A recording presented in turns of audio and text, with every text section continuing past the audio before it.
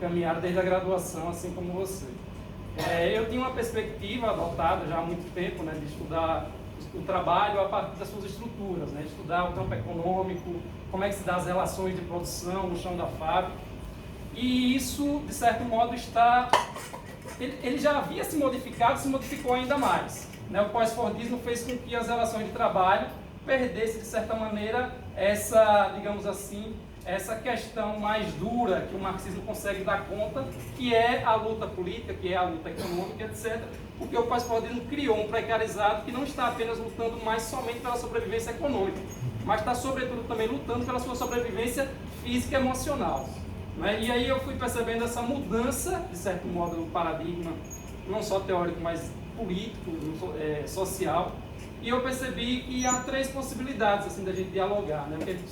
Que alguns teóricos chamam de sociedade disciplinar, outro de sociedade de controles e outro de sociedade de autocontrole. Nessas três perspectivas, Foucaultiana, pós-Foucaultiana, e que o Churran, né, o Byung Churran, vem trazendo a relação do autocontrole do próprio trabalhador. Né? Por exemplo, eu estou pesquisando o Uber. Né? O trabalhador, ele se autocontrola, ou seja, qual é o horário que eu vou trabalhar? Sou eu que decido, né? Eu controlo o meu trabalho. Eu vou precisar almoçar amanhã, então eu vou trabalhar hoje para poder pagar o almoço de amanhã e as contas que eu devo. Né? Ele tem esse sentimento de liberdade. E como você estudou o chão da loja, né? Eu sei de que loja é que se trata, eu queria que você mostrasse para a gente como você dialogou teoricamente essa questão. Né? Como foi que você dialogou essa empiria com a parte teórica. E a questão política, assim, veja, ao contrário do chão da fábrica, né, onde o trabalhador ele tinha uma organização mais sólida, né, os sindicatos estavam mais, digamos assim, solidificados, a loja, né, o espaço da loja, é o espaço por excelência da concorrência.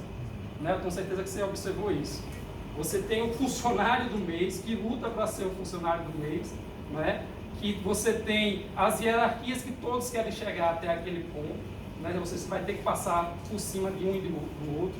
Minha irmã, por exemplo, ela trabalhou no telemarketing durante 2 anos, né? E ela era de um setor baixo, apesar de ser branca, né? Enfim, não era o padrão de beleza, digamos assim, colocado. Ela mesmo assim também não conseguia ascender.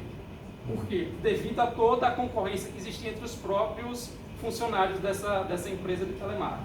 Então, como se dá a luta política no chão da loja, né? Como é que essa luta, se é que existe, como é que esses trabalhadores estão se organizando, e essas trabalhadoras estão se organizando para esse enfrentamento perante, digamos assim, os patrões, etc. Acho que basicamente isso. Assim, desculpe ter perguntado. Valeu. Valeu, amigo. Vamos abrir mais um, né? Porque aí você joga um pacote completo. Quem mais gostaria de fazer alguma questão aí?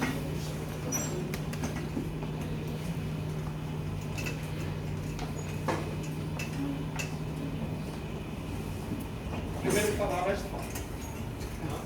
Primeiro que falar, resta fala.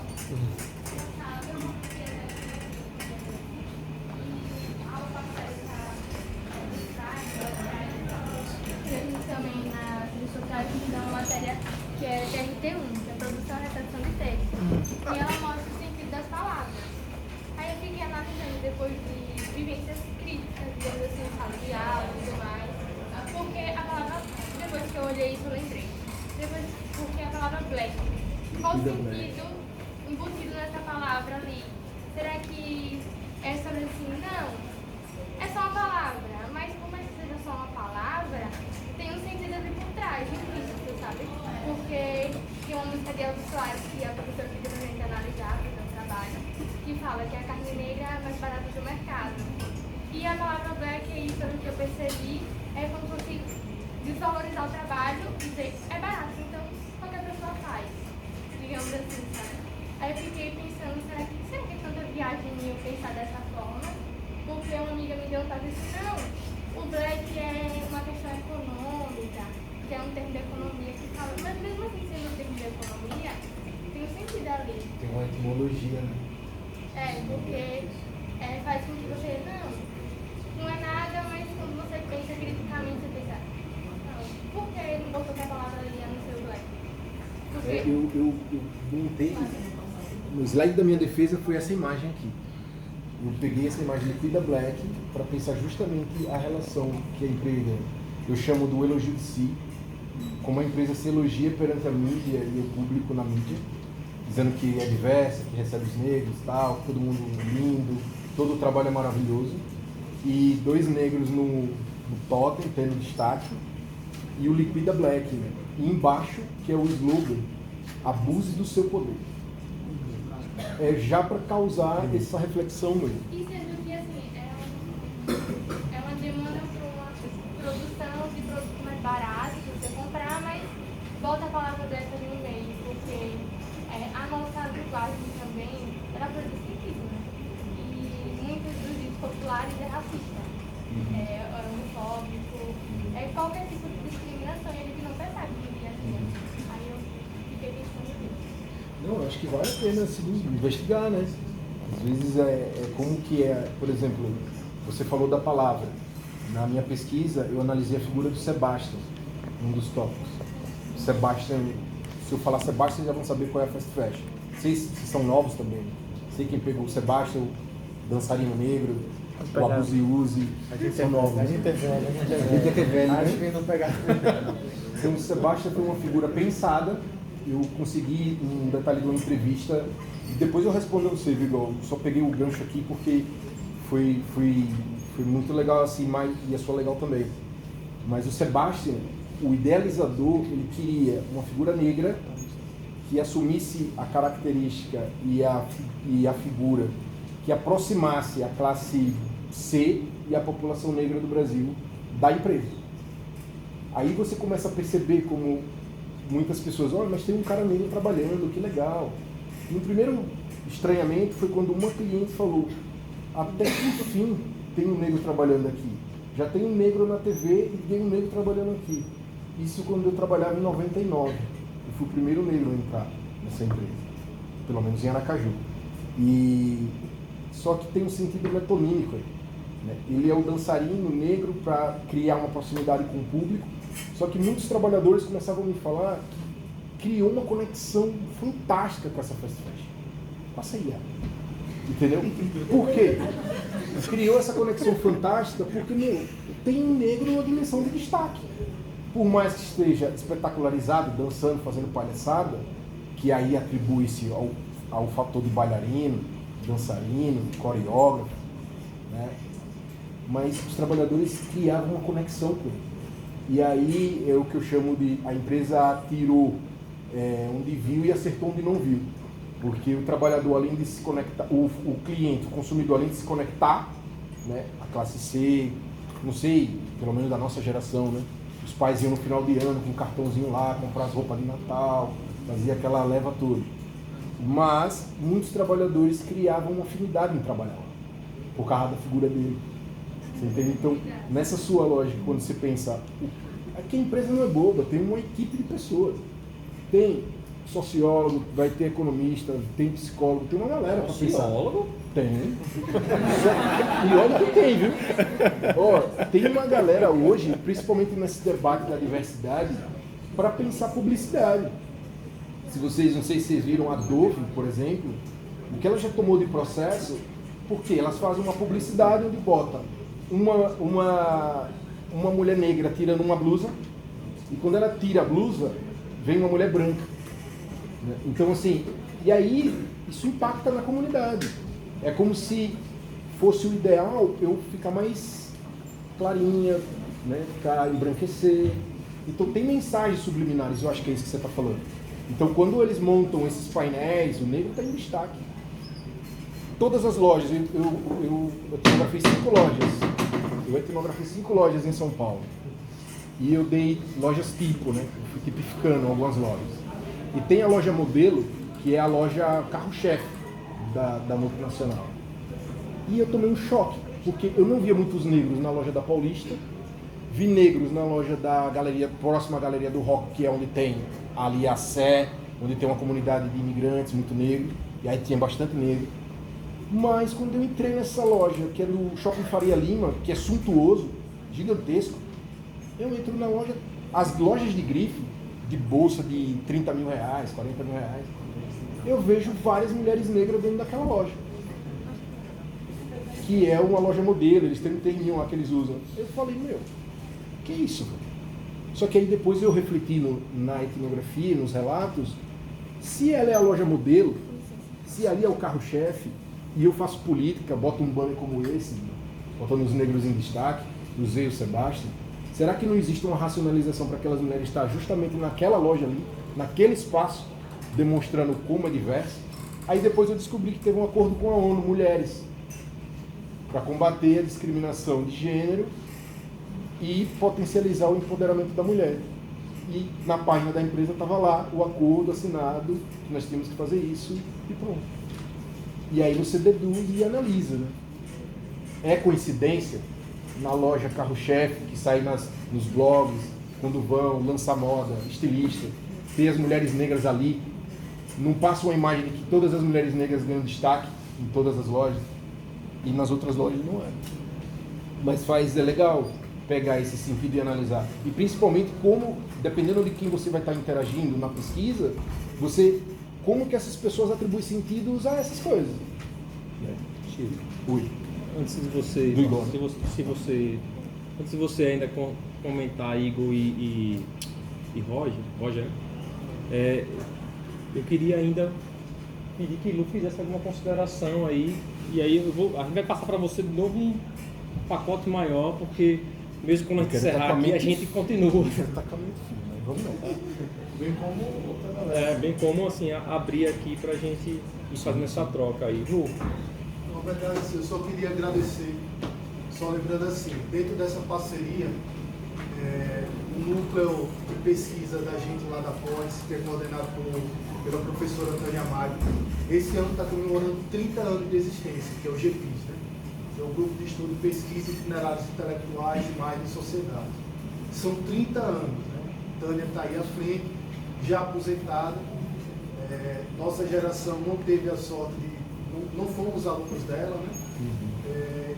Por que eu digo isso? Porque, assim, antes da minha entrada na pós-graduação, eu tinha levado pau 2 vezes na seleção do mestrado. E era muito comum para a nossa geração, quem fazia movimento estudantil não conseguia adentrar nas pós-graduações. Isso era algo marcante, nós sabemos muito bem disso. Antes de entrar tanto que antes de entrar para a pós, eu desisti e fui para a educação. E fui trabalhar com a educação do campo, dei aula 2 anos aqui na UFS, Everton depois entrou para pegar o pepino maior, foi o processo de orientação do TCC, e só depois eu volto para a pós.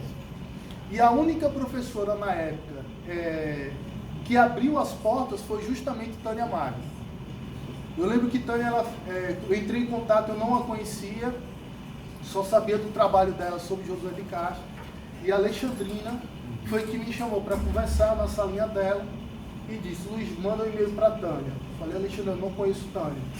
A Alexandrina me dá o e-mail de Tânia e disse: manda um e-mail para ela e pode falar que fui eu que dei o contato. Foi a partir dessa mediação que eu entrei em contato com Tânia, e a única coisa que Tânia fez foi: olha, eu só posso lhe garantir uma coisa, na próxima seleção ninguém vai lhe prejudicar. Se você tiver um bom projeto, espero que você passe, mas lhe prejudicar ninguém vai puxar seu tapete. Por que eu falo isso? Porque sim, eu acho que eu não fui o primeiro, mas eu estava entre os primeiros dessa leva de quem fez muito barulho nessa universidade, fez muito movimento estudantil aqui dentro, e logo depois outros também entraram. E veja, entraram com temáticas as mais variadas possíveis. Por quê? Porque Tânia, apesar dela ter um grande mote de pesquisa da vida dela, ela nunca fechou as portas para aqueles que queriam pesquisar outras temáticas. No meu mestrado eu queria pesquisar algo, resumindo, relacionado a pacto conciliatório no Brasil e as manifestações de junho de 2013. O meu mestrado foi sobre isso. Tânia topou me orientar sobre isso. Roger é da Sociologia do Trabalho. Tânia topou orientá-lo sobre essa temática. Igor, no mestrado, a mesma coisa. Eu lembro que o Igor foi o caso mais cômico, engraçado na nossa reunião, quando ele foi apresentar a temática do trabalho dele, que era sobre o shopping, a antiga fábrica, né? E aí a Sergipe Industrial, uma colega chega para ele e diz, não, mas a Sergipe Industrial fechou. Como assim? Meu objeto de estudo fechou? Virou shopping, vai virar shopping. Mas por que isso? Porque eu acho assim, esse perfil também de intelectual é um perfil que a academia ela perdeu. Caio está aqui, nós fomos alunos de Caio. Qualquer temática que nós quiséssemos trabalhar em epistemologia, Caio nunca disse não. Nunca disse não. Qualquer temática. E eu acho que essa também é uma característica que a universidade, que a academia foi perdendo. E por outro lado, essa é uma característica que o professor, ele se coloca muito, ele se expõe demais. Porque veja, uma coisa é você orientar pesquisadores de uma temática que você tem um amplo domínio. Né? Outra coisa é você se colocar a orientar temáticas que você não tem esse amplo domínio, o que é normal, o que é comum. Então, assim, isso é muito mais complicado. Né? Então, eu faço questão de deixar esse registro, de agradecer tanto a Igor como a Roger, a Arivaldinho, que está entrando agora, mas infelizmente não pôde vir, está com a filhinha novinha, e fazer esse registro também, que são 30 anos do nosso núcleo. Provavelmente, no final do segundo semestre, a gente deve estar fazendo um evento do núcleo específico, comemoração aos 30 anos. E é isso. E, mais uma vez, agradecer Silvio. Além de um grande parceiro numa caminhada, foi também um companheiro de formatura. Né? Estávamos juntos na mesma turma de formatura. É isso.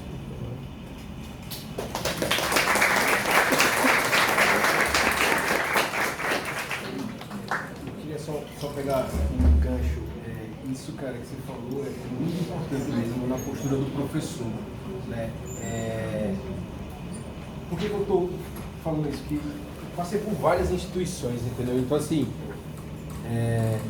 desde que eu saí daqui, por mais que tivesse alguns professores mais humanos, abertos, a receber, a potencializar, por isso que eu falei Caio, Tâmara, na minha defesa de monografia, foram fundamentais, né? Assim, porque tinha um projeto ali. Não é projeto só de pesquisa, era um projeto de vida, um projeto de carreira de trabalho. Então, quando isso é recebido e é acolhido e é humanamente e respeitosamente tratado, entendeu? Potencializa muitas coisas. Então, assim, o que eu estou querendo dizer é que quando você fala, tem professores que às vezes o tema não é o que ele discute, mas percebe uma potencialidade ali, mas não quero, não vou pegar, ou por brigas ou por questões políticas do passado e influencia. Eu acho que é ali quando eu falo, tem que pensar essa postura na atualidade. Porque o que eu penso, eu estava dentro da sociologia do trabalho o tempo inteiro, cara. Né? E chegou um momento que a minha trajetória e alguns professores esbarraram na questão racial. O que eu vou fazer? Dizer, não vou estudar isso, não vou fechar. Aquilo era fundamental para mim, para que eu me entendesse, sabe? E assim, o que eu passei a ver, tem isso também, cara. Passei na UFSCar, passei na Unesp, hoje estou na Unicamp e passei pela USP. O que eu estou querendo dizer? Quando vai pegar um pouco no que o Igor falou lá do marxismo tal, e a empiria, e principalmente essa questão da dimensão racial. O meu projeto do pós-doc é analisar com a metodologia da alta etnografia e o interacionismo simbólico as experiências de discriminação, principalmente no comércio varejista de moda. Esse é o modo onde eu estou agora querendo fazer o movimento de estruturar o macro. Eu fui pelo micro, fiz as questões, saíram as questões e agora eu quero voltar e tentar sedimentar algumas análises. O supervisor do pós-doc, ele é o responsável pela revista Crítica Marxista. E ele é responsável do Semarx. E a gente conversando, ele falou, eu estudo classes sociais, a minha praia é o marxismo. Só que a gente está percebendo, eu estou falando isso porque depois a gente pode conversar também. Eu estou percebendo que a gente está num campo das ideias, analisando a teoria, é fundamental também. Mas eu estou percebendo que a gente tem que entender mais o que está acontecendo no cotidiano. Porque como que a gente articula os trabalhadores, cara? Pra você ter noção, tinha um momento, numa passeata em Araraquara, que era estudantes, trabalhadores fazendo um movimento, sindicato. Só que chegou uma hora que alguns estudantes queriam ir para o terminal. Vamos parar o terminal, vamos fechar tudo. E a galera do trabalhador e sindicato dizia, não, pô, porque a gente está querendo que aqueles trabalhadores que já estão querendo voltar para casa venham. E você vai atrapalhar o movimento deles voltarem. Ficou um impasse. E um imbróglio ali para resolver. E aí dividiu. Aí foram os estudantes para fechar o terminal e o grupo de sindicalistas e outras pessoas seguiram uma outra rua. Você entende? É tentar entender essa conexão do que o trabalhador pensa, o que ele deseja, como ele nos enxerga enquanto sindicato, enquanto movimento de coletividade, é importante. Eu, com a minha experiência de trabalho, eu tentava entrar no sindicato, a galera já dizia, não vai. O sindicato tentava entrar na empresa, tipo, nem vem. Os caras antecipavam o dissídio, pagavam um pouco a mais para você não ter necessidade de ir lá. Aí quando você tinha que assinar era uma guerra, porque a galera queria puxar para você. Então assim, só voltando, esse cara da Unicamp, ele tá percebendo essa necessidade da gente tentar fazer essa junção e caiu como um choque para mim. Tipo, putz, o cara quer dialogar, porque fica aquela peste, essa sociologia contemporânea, é o pós-moderno e tal. Mas os caras estão lá com outras teorias, estão querendo conhecer, para ver como que a gente consegue juntar essas coisas. Como que a gente consegue ler melhor a nossa realidade. E aí, voltando no Lu, é isso, velho. Tipo, eu, na minha experiência, por alguns professores que eu presenciei, que eu convivi, é ter a abertura de aprender junto, de conhecer junto. Tipo, mano, a minha vida foi construindo num pilar teórico e numa escola. Mas se eu, sociólogo, se eu, cientista, qualquer que seja, quero olhar o social, quero interpretar, quero entender, eu tenho que ter ferramentas também que me enxerguem, porque o Buravoy, numa palestra lá na USP, ele brincava assim, você precisa ter um óculos, você não vai seco, né? Você tem umas correntes teóricas para o campo, mas só que ao mesmo tempo, com o passar do tempo, você tem que ir aumentando o grau, né? Porque dependendo, ele falava, eu olho lá no fundo, eu tiro o óculos, eu não enxergo. Tipo, se quem tá ali, como que tá, quem é que tá mais ali, porque o auditório era grande. Aí eu boto o óculos, eu já enxergo melhor. É um aparato teórico. Mas ao mesmo tempo, isso ao longo da vida dele, ele foi mudando de grau. E ele queria fazer uma alusão no sentido de que, para a gente entender as mudanças sociais e as transformações, a gente precisa entender essas produções. O que está vindo aí na esteira? Por mais que a gente tenha críticas, mas para a gente criticar a gente precisa conhecer. E às vezes tem coisas que potencializam. Talvez numa discussão se reforça o campo que você talvez tenha aversão, né? E o campo que você tem aversão talvez também se potencialize junto com o seu campo. E isso, cara, é um cenário que tem muitos professores assim. E quando esses professores aqui ou em outras instituições que estão abertos, eles se tornam muito queridos. É o professor que todo mundo quer buscar, é o professor que é disputado e demonstra uma necessidade, né? Tem pessoas entrando na universidade que quer essa atenção. Não sei, nesse sentido. Está aberto. Cozinho, Verônica. Primeiro, parabenizar ao professor e aos envolvidos. São muitos, viu? A gente, desculpa, Verônica, a gente não, já falou no primeiro momento, muitos deles foram saindo por demandas, mas reiteram aqui o que Léo já falou no começo, assim, 100 estudantes, né, que têm acompanhado aí as disciplinas com Léo, primeiramente, né, agora que a gente começou essa parceria aqui na universidade, estudantes que são de psicologia, de ciências sociais, de serviço social, de direito, sem esses estudantes aqui não acontecia, realmente não acontecia. É uma questão mais pessoal, mais da sua experiência, né? Pensando nesse seu processo de conscientização, né? De tomada de consciência de todo o processo de racismo, né? E pensando né? Como agora você passa a transitar em um outro meio, que é a academia, não é mais naquele, né? No chão da loja, como tu colocou. Como é esse desafio para você hoje de tentar levar essa conscientização também para aqueles que estão próximos de você, mas que não estão nesse ambiente da academia onde é proporcionado esse tipo de discussão? Qual é o desafio daqueles que passam por esse processo de conscientização para disseminar de uma forma mais direta, não para os convertidos, mas para aqueles que estão próximos de você, e inclusive que estão lá no chão da loja? Obrigado pela pergunta.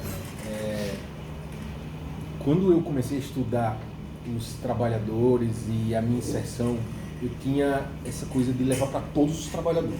Quero divulgar, compartilhar para que todo mundo pudesse ler. Mas a gente sabe que nem todo mundo tem tempo, tem a escrita acadêmica, que às vezes ela é densa, ela é meio chata para quem não convive, quem não tem esse costume, esse hábito da academia. Mas mesmo assim, desde a minha monografia, eu sempre compartilhei, primeiro, com todos os sujeitos que participavam da entrevista, da pesquisa. Eu devolvia, e aí entre eles que trabalhavam, iam compartilhando. Isso eu trouxe comigo até o doutorado. Todos os trabalhadores que participaram, eu hoje tenho o WhatsApp, né? Eu peguei o PDFzinho, mandei pelo WhatsApp, mandei pelo Facebook, essas coisas, divulgando. E com as novas tecnologias, esses podcasts aí, né? E eles, quando você fala da potencialidade dos estudantes em organizar, cara, os caras fizeram um podcast, tipo, eu nem saí de casa.